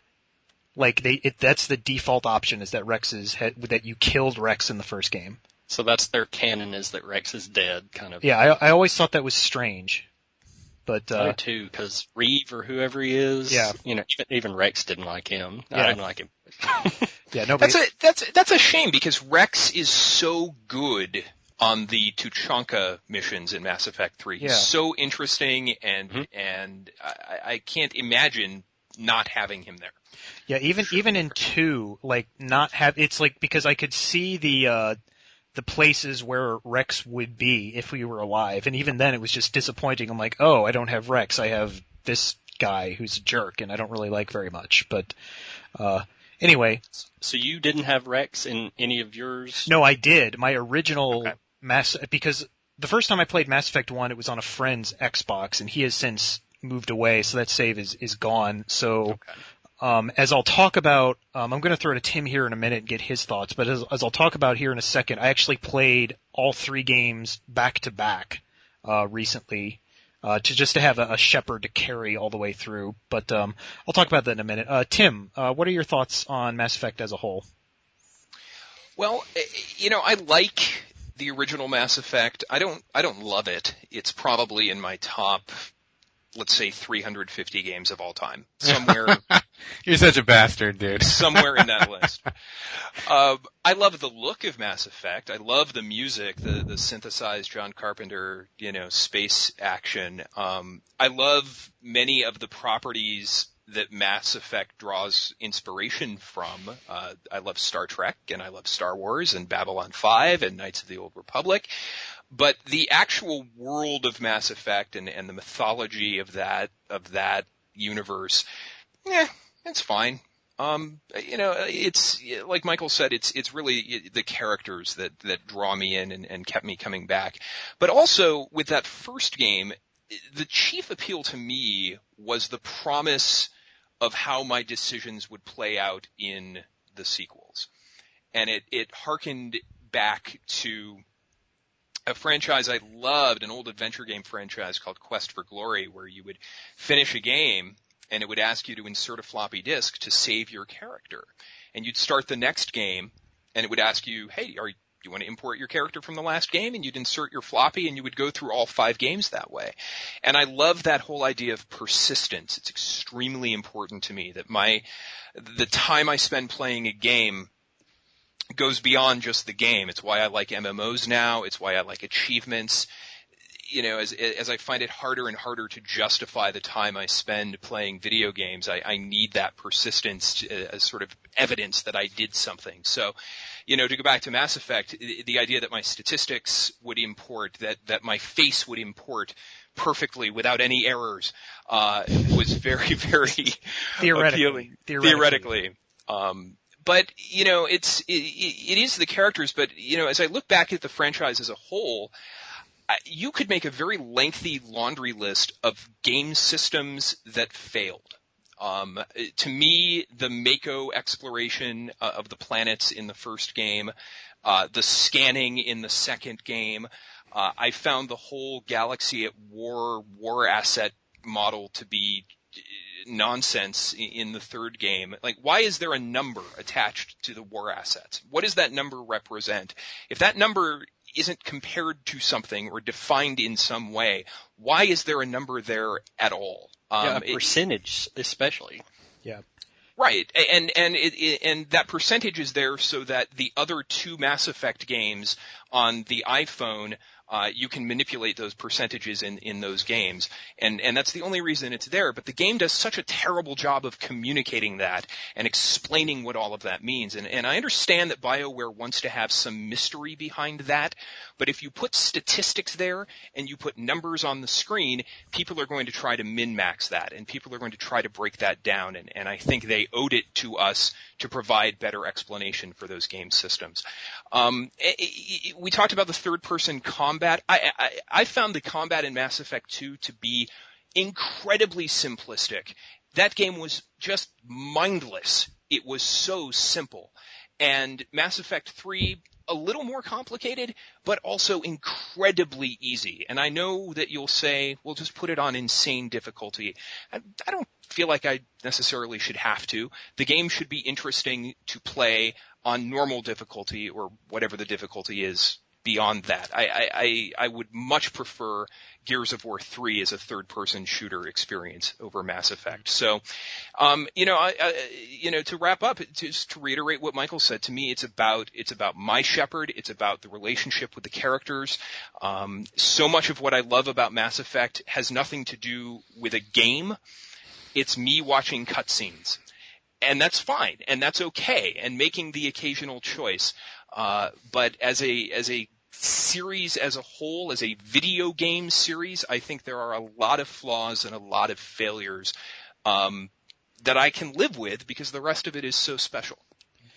It's interesting that you bring it up, that you refer to it as a series of failed systems, because playing all 3 games back to back as I did, that's exactly what it feels like. And the weird thing is, each successive game feels like, oh, well, we're going to address this flaw that was in the last game, but then it completely overcorrects for that and causes another problem. And then the next game does the same thing. Because, as you said, in Mass Effect 1, you had this very vast amount of space to explore. You could land on the planets, you could drive around in the Mako. There was a lot of space for you to run around in. But the big problem with that was there wasn't really that much to do in that space. I mean, you had those side missions. Sometimes there would be like a pirate base or something that you could go find. But other than that, it was just really kind of monotonous. Like the resource gathering was you just drive up to a mineral deposit and like scan it or something and then get back in the Mako and drive away. In Mass Effect 2, they said, okay, people didn't like driving around for no reason, so let's just remove that completely and put in this pointless scanning minigame, and that's how you'll get resources. But then, while it's less time-consuming, that wound up even being even more boring, because now all you're doing is just moving your mouse around, well, on the PC, you're moving your mouse around on this little planet, waiting for the little lines to go up. So now it's even more mind-numbing. And in Mass Effect 3, it's like they just essentially gave up and took that out completely, because now there is no quote-unquote resource gathering, there is no exploration. Most of the side quests are acquired by just walking by someone on the Citadel, and then you go to a planet somewhere, you click on it, you get something, and then you go back to that person, you give it to them. And first, before I say anything else, the journal in Mass Effect 3 is absolutely terrible. It's so vague, and then when you get a quest, sometimes the place where you're supposed to go on the map isn't there yet, and it won't appear until after you do a certain mission. And then when it does appear, it doesn't alert you, so sometimes you can just completely forget about something that you can do now. Oh, yeah. I swear there was a mission to help the Elcor planet, which I'm still upset there was no playable or romanceable Elcor in Mass Effect 3. There was a mission to save his planet. It listed the name of the planet. I went out and did tons of missions. Could swear I never found that planet, so I went back to see if he'd say something else, and he was like, "Thanks for saving us, Shepard." And I was like, okay, all right, I'm done. Exact same thing happened to me. I must have gone back to that planet 5 times, not realizing I'd already done the mission there, and same thing happened to me. I never saw the planet. No, I just expected something else. So, when I came back to him and he was like, "With great thanks, Shepard, thanks for saving our planet." Okay, well, thanks. I guess I did. That quest actually is one of the bugged ones, so it was possible to kind of play it in the wrong order and it triggered off. So it was bugged, but even if it wasn't bugged, you couldn't go to the planet. There was no one to talk to. Nothing happened. And I mean, honestly, that whole section of Mass Effect 3 was really, really, really disappointing to me. And in my review, I even touched on that a little bit. I think it was even planned to be boring, because now that there was the multiplayer added, it's like they made those missions like as boring as possible so that anybody who wasn't like a completist like me or probably like most of you guys would be like, "Oh, I don't want to play these. I'm going to play the multiplayer and get my percentage up that way." And then once you're online, they trick you into, paying for all these unlocks and stuff, because who in their right mind would like sit around and unlock those like through the game, because it takes forever and ever. I mean, it almost seemed like a scam to me. I wish they had just, cut out the multiplayer and spent more time making those quests interesting. I would have loved to go to the Elcor planet and like everybody else on the internet apparently would have too. Hey, there's nothing wrong with playing an online game just so you can get unlocks. There's nothing wrong with that at all. Dude, you don't even get to talk, man. You're pathological at this point. That is a perfectly acceptable practice. No. You've been indoctrinated, Richard. You are speaking with the voice of Electronic Arts. There were no Shepard hats. There was nothing. I know. It was. Believe it or not, I was actually kind of disappointed that the game didn't come out on Steam because there were no Team Fortress unlocks. Oh God, I need help. But anyway. Richard, can I ask you a question, Richard? Sure. I'm dying to know something about your playthrough. Okay. Because I know you've been through you had been through Mass Effect 1 and 2 already. Mm-hmm. Going through the games again, you knew what was important and what wasn't in terms of what would get brought over into the sequels. Mm-hmm. So I'm wondering how much. I mean, did you go through those games as a completionist? Were you just barreling through Mass Effect 1 and Mass Effect 2? And the reason I ask that is I restarted Mass Effect 1 on PC, and as you know, early on you get to the Citadel, and it's just this endless walking back and forth on the Citadel, doing fetch quests for people and listening to endless dialogue. And I already know who the Elcor are and the Volus are, and I don't need to know about their histories. Did you do all of that again, or did you just skip it? I actually did do all of that again. I wasn't a completionist. I did some of the side content. I didn't do all of it. But I mean, Mass Effect, that is what I go to Mass Effect for. I go to it for the lore, I go to it for the conversations, and I go to it for the characters. So I really did eat most of that stuff up. However, Mass Effect 1 and Mass Effect 2 I did play on easy this time around, or whatever the easiest difficulty setting is, so it did go by a lot faster. So on 3 I played normal, so it went by my about normal amount of time, which I think was about 32 or 33 hours. But the first 2 games, I think it was a combined total of about 25, or not a combined total, but a total of about 25 or 26 hours apiece, which is far less than what I did before. But as far as the conversations went, I did stick around for that stuff because I hadn't seen it in quite some time. And just excuse me, touching on the characters again, going through all 3 games at the same time, we've all sort of touched on the fact that the characters and the relationships you form with them are the best part of Mass Effect. Like that is the series' juice. That is what draws you in. And compared to the other two games, I have to say that Mass Effect 1's cast is actually very weak. Particularly because half your squad has almost nothing to do after you recruit them. Poor Tally actually has literally nothing to do after you recruit her. She just stands around in engineering, and occasionally you can ask her about her pilgrimage. Other than that, she does nothing. Eye candy. Yeah, eye candy, basically. But Garrus, unless he's got a specific tree open to you, he really doesn't say a whole lot. Like, he won't even talk to you if you try to talk to him. He'll just say, "Good to see you, Shepard." Rex is really the only deep character in the entire cast, I think, because I think he breaks his type really well, because he's initially cast as sort of this brutish soldier type of character, and it's like, as you talk to him, you learn he's really not like that at all. Liara comes off as very vapid and naive, and made her not really all that interesting, and given what she becomes in Mass Effect 2 and 3, I think that kind of makes sense, because, she is a very naive character at that point, but in Mass Effect 1, it doesn't really make her that interesting. And then, depending on your gender, either one of Kaiden or Ashley will be very, very dull, because they have all of their special conversation options that are tied to their romance cut off. So, and then in Mass Effect 2, they said, okay, well, we're going to give every single character their time in the spotlight, and then they did that. All the characters are very vibrant. They all have their own set of missions. They are all very unique in their own special way, and I enjoyed all of them. But now there's just too damn many of them, and you don't get to spend enough time with those characters. And then in Mass Effect 3, I think that's when they finally got that aspect of it correct, is that they had all these different characters that you cared about, but they tied them all together in this central thread that I think worked extremely well. And that is what, I mean, especially looking at the first two games where they really didn't do that all that well, that's where Mass Effect 3 really hit a home run for me, personally. I'll agree with you on Mass Effect 1's cast and all the optional content. I did very little optional content in Mass Effect 1 at all. I wasn't interested in riding around the Mako and doing resource gathering or any crap like that.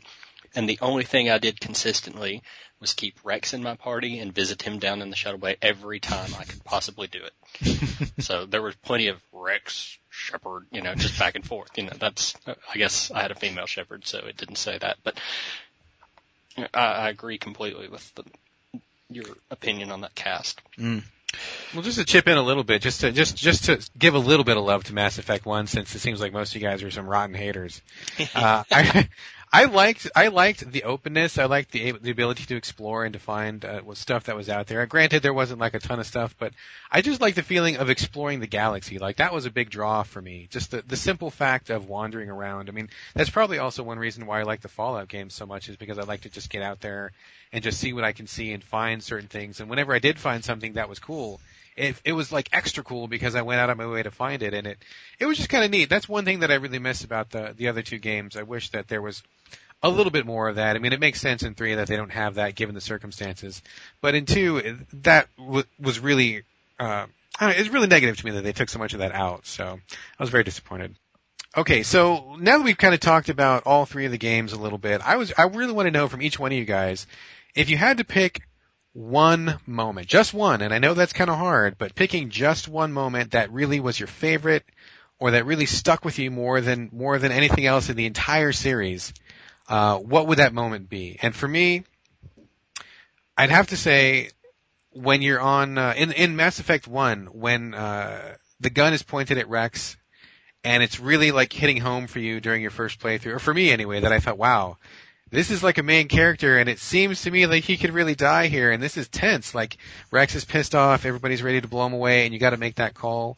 Like, that scene for me is probably my favorite scene in the entire series of Mass Effect, because that was the first time in a game when I really felt like, oh my god, man, these, and knowing that there was more games coming, like, the effect of this was so heavy, like, it could really, impact, 2 games down the line, and what does this all mean for me? So, and plus I liked Rex too, and I was really afraid it was going to be one of those Rex dies no matter what moments, which would have really bummed me out hardcore. So for me, Rex dying or not dying, was just like brilliant to me. I love that moment. So what was the moment for you guys? Just one. I do have an answer, but it's actually a very easy answer for me. The moment when you, at the end of the Quarian Geth mission in Mass Effect 3, you have essentially, you have 3 choices there. You have, one is you side with the Quarians and, Legion tries to stop you and then you have to kill him and then the Geth are wiped out. Option 2 is you side with the Geth and the Quarians are annihilated and then Tali throws herself off a cliff in grief. And then the third option is where you can actually make peace with them.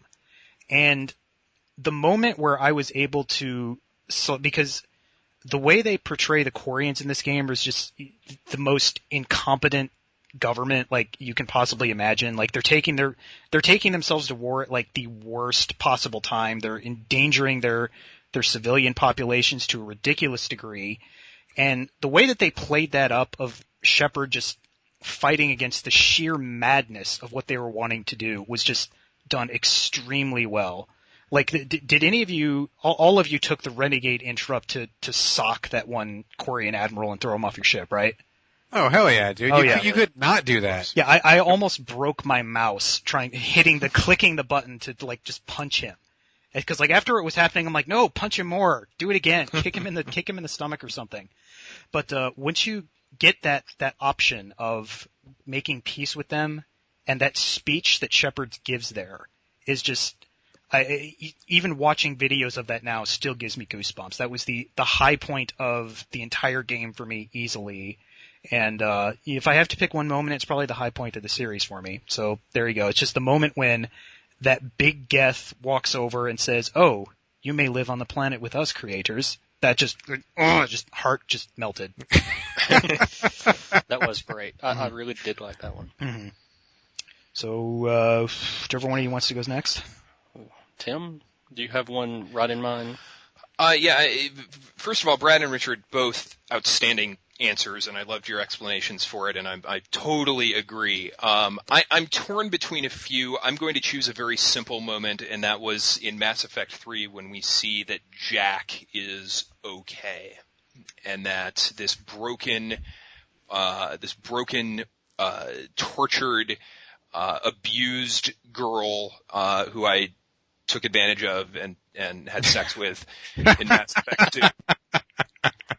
That she is now a mentor of young people, and she's strong, and she's healed, and she referenced the fact that we had sex in Mass Effect 2, in Mass Effect 3. It's one of the few sort of happy endings for a character, and most of the resolutions for characters in Mass Effect 3 come with some damage, come with some unpleasantness, and there's a little bit of pain. But with Jack, it's a genuinely happy ending, and I like that character a lot, and she has grown, and it just made me happy to see her succeed in life. And that, for whatever reason, when I think back on Mass Effect 3, I keep thinking of that moment. A close second would be the entire Tuchanka curing the genophage. Love that. Tremendous. But Jack, number one. Quick point I want to bring up before we let you go, Michael. Did you guys know it's actually possible to save Morden on Tuchanka? No. It is, and here's the thing: Rex must be dead for you to be able to do it. Well, that's not going to happen. Yeah. Sorry, Morden. So that just, I was looking that stuff up after the game, and that just, it's particularly that mission, the number of factors that go into that from the first game and the second game. Because if you don't, in Morden's loyalty mission in the second game, if you do not save that data at the end, Eve will die, no matter what. And that happened to me. Yep. Yes. It's like, oh, really? Yep. You have to save that data, and there's so many, that mission, technically, that was the most impressive mission in the game.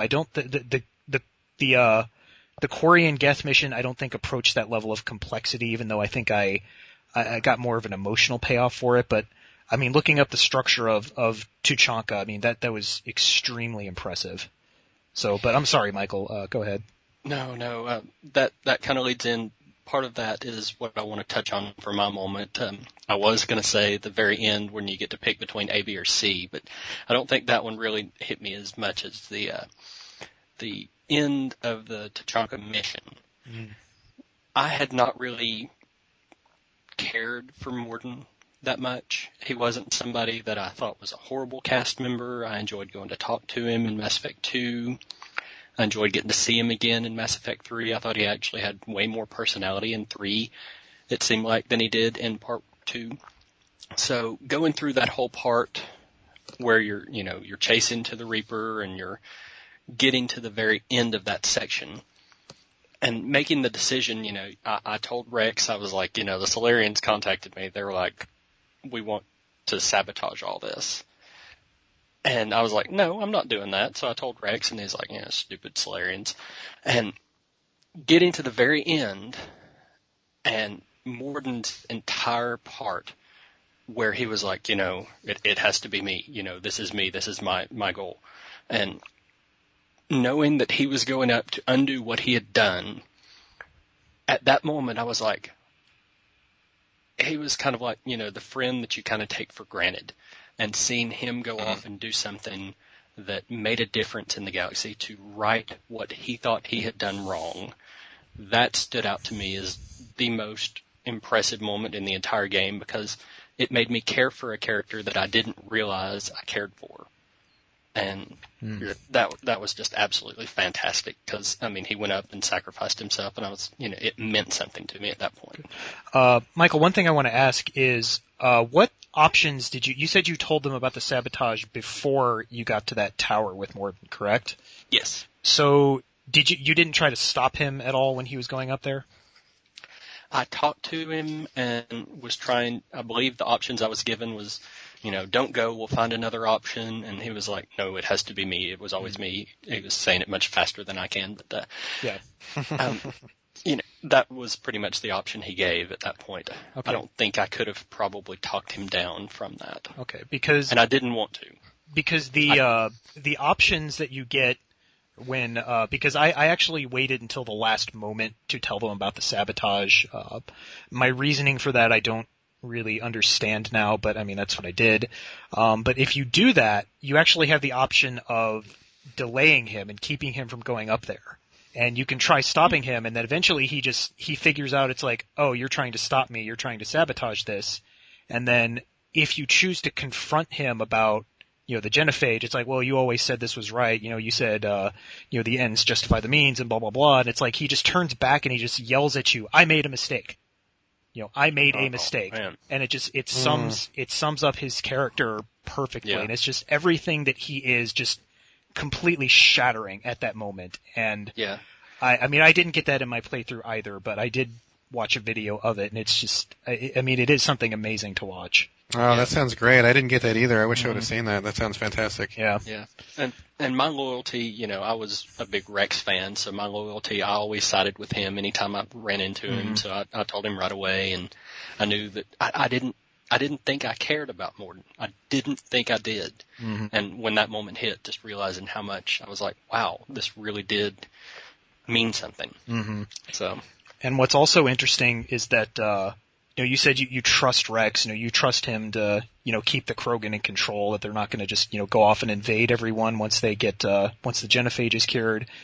If Reeve is in control, if that other guy is in control, you don't trust him. You do not trust him. The guy is an asshole. He's crazy. It's just he's not trustworthy at all. So in that respect, it becomes such a grayer decision on whether or not to actually cure it.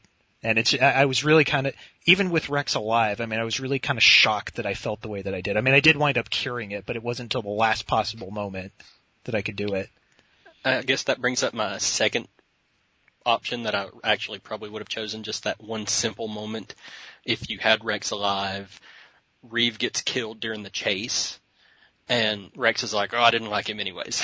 I just love him. Yeah, that was good. That was good. So, all right. Final question for the evening. The ending of Mass Effect 3 more or less leaves the universe as we know it gone. The mass relays are gone. Like we were talking about the ending, we don't really know what the state of civilization is after that. So, but like we were also saying, this is a big franchise now. So now I'm wondering, is there room in your eyes for more Mass Effect down the line? And not just DLC that we always knew was coming, but like a Mass Effect 4 or a prequel or a spin-off or anything like that. Michael, what do you think? I think they will do something more with it, but I don't really see how they can do something as good as this one. Mm-hmm.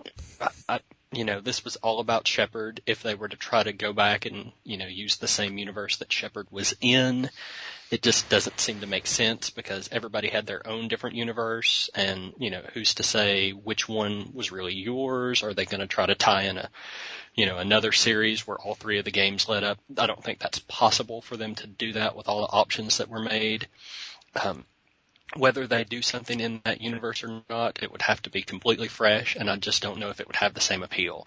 So I think, just the way it seems like they will try to do something else in the universe, I just don't see it being as successful. Okay. And Tim? I'm sure I would play Mass Effect 4 or Mass Effect Brotherhood or Mass Effect Generations or whatever the hell they're going to call it. I would just as soon, I would prefer BioWare move on to something else though. I don't need another Mass Effect game. I've closed the door on it. I loved the experience. Let's see something new.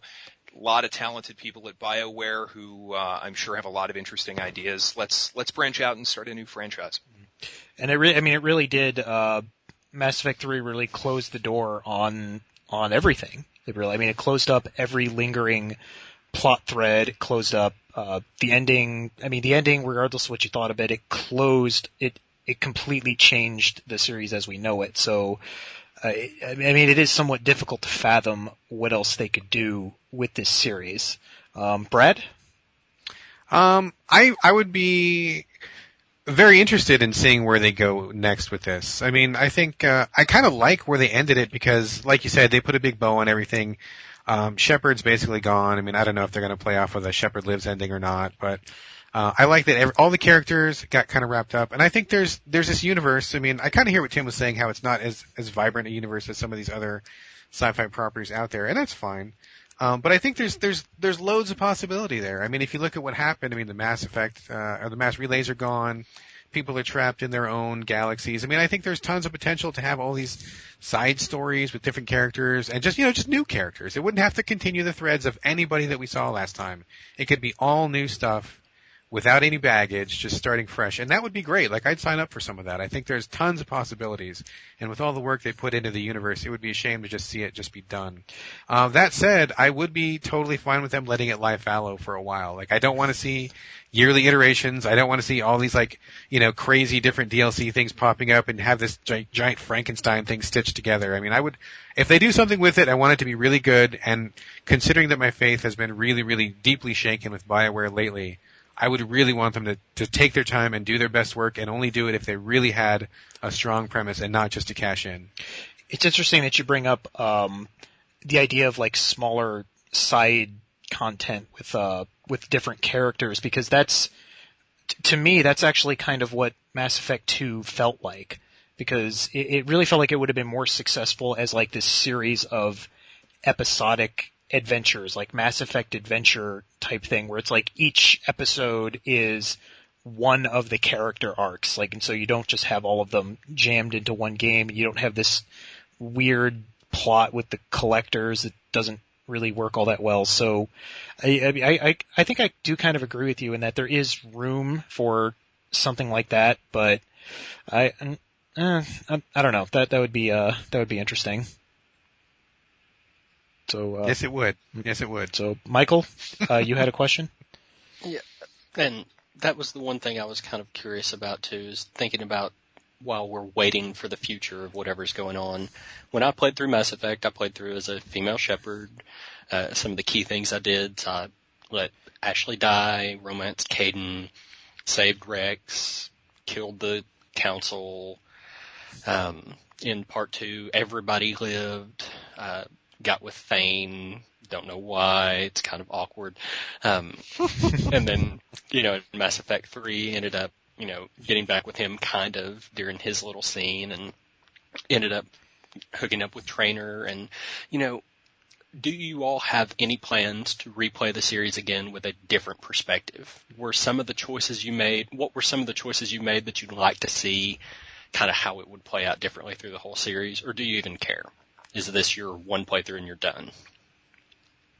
I think there is an appeal to never playing it again and not watching other, alternative takes on scenes on YouTube and so forth. But I have this new PC, and I already own Mass Effect 1 and Mass Effect 2 on PC thanks to a Steam sale.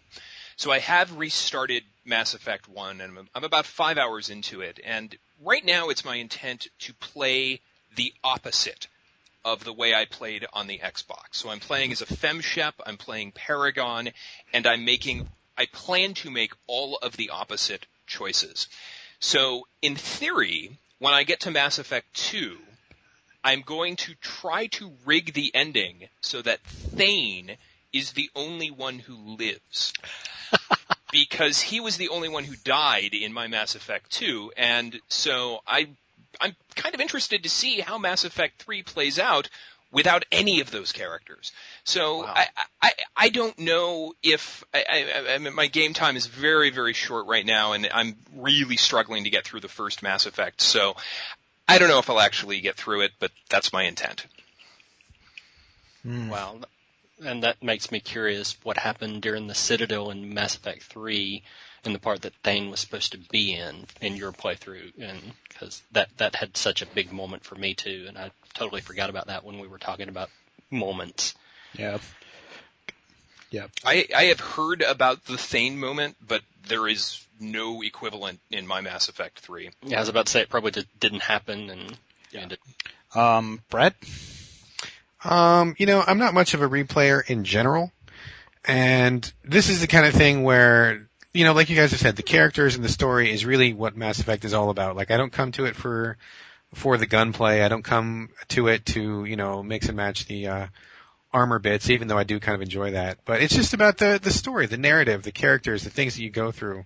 And for me, it's like a one and done. Like, I see it, I went through it, this was my experience, and then I'm done. And if I went back, it would just it would somehow take away or kind of cheapen what I've already gone through. And I don't ever plan to replay it. I mean, maybe, 10 years or 15 years down the line after it's been so long and I've forgotten everything, I might replay it, but to tell you the truth, I would replay it like the exact same way. Like, I don't regret any of the choices I made, and I wouldn't do anything differently. So I might play it just to refresh my memory way, way, way in the future, but as of right now, I don't have any plans, nor is there any desire to replay. I did, because my recent playthrough of Mass Effect 1 was actually my third, and the Mass Effect 2 play was, I believe, my second and a half. I'm not really sure. I think I started a second playthrough of Mass Effect 2 a long time ago and just never finished it. 3, I actually have a man-shep for my original Mass Effect 2 play that I'm going to go through eventually and play. I'm probably going to do that with whatever ending DLC or DLC whatever that they decide to come out with. I'll wait for that and then play this other save file that I have. But all 3 games, given that I just did it, probably not for a very long time. Yeah, the main reason I asked is I did restart Mass Effect 2 on the PS3 this time, and I was trying to replay it as a male shepherd and making renegade choices instead of the Paragon choices I made the first time through. And I was like, this just isn't doing it for me. I couldn't force myself to play differently. The choices I made were the choices I wanted to make, and I couldn't force myself to make those other decisions. It just wasn't fun. I had the exact same experience because especially in my Mass Effect 1 playthrough, there were some of the choices that I wanted to make, and I could not bring myself to do it. It's like it just felt wrong in so many ways. Like I wanted to make, I made mostly Paragon choices. Like I let the council die and I punched that reporter, and I think there were a few other things that I did. But yeah, it really is kind of strange because it's like you feel attached to this in a way to where it's like making the quote unquote bad choices actually does make you feel bad. Yeah. So, and that's just interesting to me. Yeah, that was my whole goal throughout the whole series, was to play it as I would, but my goal was to make sure all of my crew members stayed around and stayed alive and liked me. And, I don't know. It worked. I didn't lose anybody in 2, and I hated the whole fact that you had to do all things, specific things right in order to not lose people in 2. I mean, that was just stupid. But What's actually more complicated is if you're specifically trying to get one person killed and just one person. Because in my last Mass Effect 2 play, everything I did in that game was dedicated to pissing off the Elusive Man. Like I just did not trust him at all. I was just like, and so I wanted to get Miranda killed because it's, I don't trust her. She's your best agent. She's out of here. She's gone. And I was finally able to do it, but I actually had to reload a save a couple of times because I think the situation in which she died, it's actually kind of random as to whether or not someone dies and if she gets killed. I'm still not clear on the exact parameters of it, but needless to say, she was killed. The elusive Martin Sheen popped up at the end. And he's like, I want you to save the collector base, Shepard. And I was like, no way. So I blew up the base. His best agent is dead. He wasted billions of dollars to bring me back to life. So yeah, he was pretty unhappy, and so I was happy. So anything else we want to talk about? Just for me, it's been a long road with Mass Effect, and there's been, some parts I've really loved and some parts I didn't love so much. But I have to say, I'm a little bit disappointed, with the fallout from the ending. Clearly people have feelings about this game. Clearly there's strong feelings. Clearly everybody has an opinion.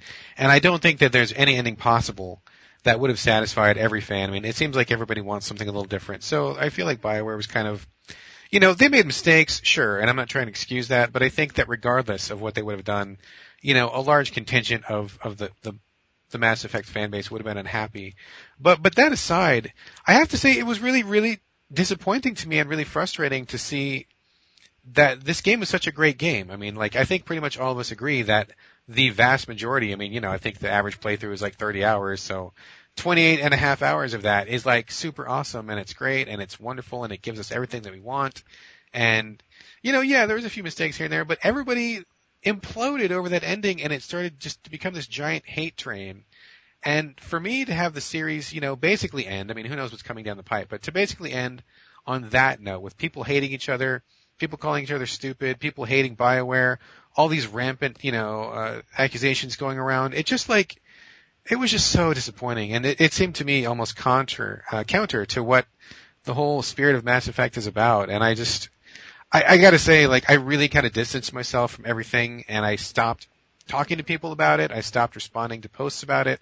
I stopped bringing it up in conversations, and I just it really sucked to me to have everything end on such a bad note and to feel like here's this awesome series and I just don't even want to talk about it because it's so full of venom and bitterness right now. So I'm really disappointed that that's how it was responded to by the community at large. And it is going to be the legacy of Mass Effect.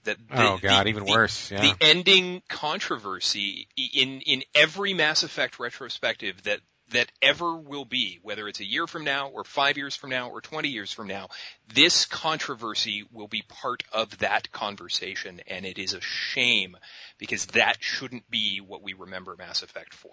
I totally agree. I just can't believe that people who love this series so hard will turn around and they just shit all over it. And it blows me away that 100 hours of superb RPG and storytelling is erased by 5 minutes of a shoddy cutscene. It really undoes everything for you guys. That's just really sad to me.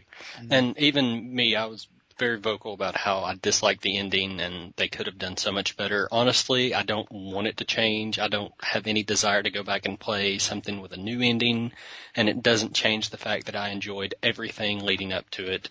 And I was just able to just take it and say, I didn't like the ending. I'll be plain about that aspect of it, but it doesn't change how I feel about the rest of the series. The comparison I hear most often is to Battlestar Galactica and Lost with their endings. Now I haven't watched Lost, so I don't know how that ends, but I don't think the BSG comparison is a fair one, because BSG, and really I've heard Knights of the Old Republic 2 as well, and it's kind of the same situation, but I think with those two, with that show and with that game, those were slow deaths. Like, you could watch you could watch those things unravel over the course of, in Battlestar Galactica's case, 2 seasons, and in KOTOR 2's case, probably final 10 hours or so. So that was like, it was a slow, painful thing that you could just see coming. With Mass Effect 3, it's fantastic up until literally the last 5 minutes. And that's what just kind of blew me away about it as well, is that, well, there's really all this vitriol over this final 5 minutes. Like, I didn't understand it. To speak on the ending of Lost, that is an actual atrocity against humanity. Okay, but is it, this is a serious question, but is it a slow death? Like, is it something you can see coming like a season or 2 away, or is it something that literally happens at the end and it's like, bam, this sucks? No, the entire last season is devoted to answering a whole bunch of new questions instead of answering the questions that had been asked over the course of the previous 5 seasons. So it's not really a direct comparison. A lot of people like the end of Lost. I think it's probably the worst ending of any television series I've ever seen, with maybe the exception of the last episode of Enterprise, but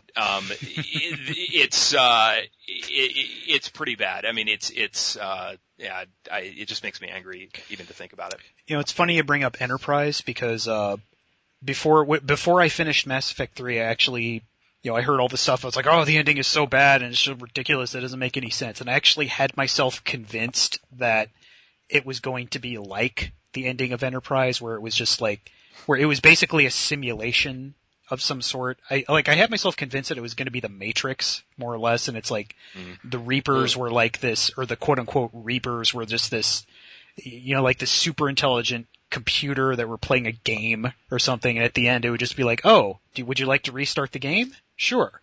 And that's what I was expecting. I was expecting some kind of weird twist like that. That would have been pretty bad. It would have been. But, is that it? So, will we meet again next week for another Mass Effect podcast? We're talking about it every week now. Is that how this works? I will be at PAX, so no. You'll be on a Mass Effect panel, or? I will be most likely having dinner with Chi and his family. So. Oh. And I don't think he's played through Mass Effect 2. He has not. He's going to do it while Richard watches. That's the here's the arrangement. It's like, he's going to play Mass Effect and I'm just going to get my laptop out and play Team Fortress, and we're just going to hang out for like 7 hours together. So that should be fun. That'll be great. It will be great. No talking. No talking. Well, that's our show, ladies and gentlemen, and sorry, Tim, I can't do it with you. Performance anxiety. This has never happened to me before. Really, it's just so unusual. Just give me a minute or two. Oh, it's fine. Can we just hug? Hug for a little while. Tim, with you here, I can't. There's no way I can outro you. So would you do me the honor of just sending us home? Would you give the order to leave, Doc? I'm a little rusty, but let me see what I can do. My thanks, first of all, to our special guests, Michael Cunningham. What a pleasure to finally share a podcast with you. Agreed, sir. Agreed. And if people want to keep track of you on the internet, where can they find you? I am on Twitter, FinalMaxStorm, and I also am the editor-in-chief of rpgamer.com. Feel free to check me out there. I've actually done some guest pieces for Game Critics, so I'm just all around. And is there a better place to find role-playing content on the internet than your site? I don't think so. I'd like to think we do a pretty good job for a volunteer site where nobody gets paid to do anything, and we try to keep up as best we can. And yes, indeed. But I am very, very thankful. Thank you very much for having me on. It was great to chat with all of you. I really enjoy all the work you all do. And all the work you used to do, Tim, before you quit and don't do anything anymore. That's right. Well, I guess, Tim Spaeth, where can people find you now on the internet? I am still on Twitter, at Tim Spaeth, and that's about it. I'm posting there infrequently, but, occasionally we'll post a gem or two. And if I may say, how excited I am that I don't have to edit this show once it's over. I am so excited to just exit Skype and then put it behind me. I was going to say, this is gonna be an editing experience. It'll be a fun one, but it'll be an experience. And Brad Gallaway, great to talk to you again. Always a pleasure, always a pleasure. I am still at GameCritics.com, the senior editor. I can be found at the Game Critics podcast that we do bi-weekly with our new host, formerly led by the effervescent Tim Spaeth. And I'm also blogging at Drinking Coffee Cola, blogspot.com, so you can check me out there. Also on Twitter. Pretty busy on Twitter. That's probably the best way to reach me, Brad Gallaway at Twitter. So hopefully you guys enjoyed the show. I really enjoyed the show. I was prepared to come on here and be grumpy and bitter and just to be really uncomfortable. But this was a really good conversation, and I think I think I'm glad that I was here. So thank you guys for having me aboard. Thank you, Brad. You're welcome. And I'll flip it back to you, Richard, for one final good night. Thank you, Tim. That is it for our show tonight.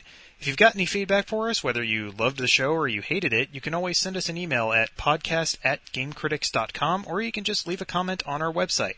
For all of us, good night. No, I'm not saying bus shots. No, it's not happening.